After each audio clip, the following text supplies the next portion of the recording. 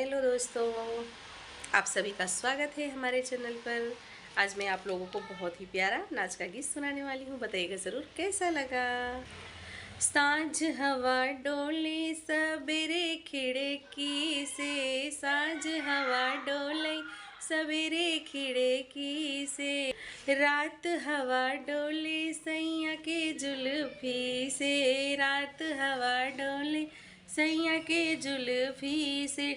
हे सासु रानी जरा झाड़ू लगाई द, हे सासु रानी जरा झाड़ू लगाई द।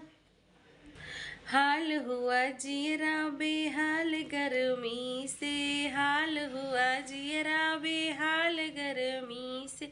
सांझ हवा डोले सवेरे खिड़की से, सांझ हवा डोले सवेरे खिड़की से, रात हवा डोले सैया की जुल्फी से, रात हवा डोले सैया के जुल्फी से।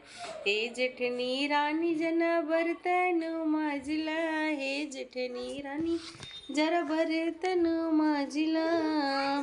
हाल हुआ जियरा बेहाल गर्मी से, हाल हुआ जियरा बेहाल गर्मी से।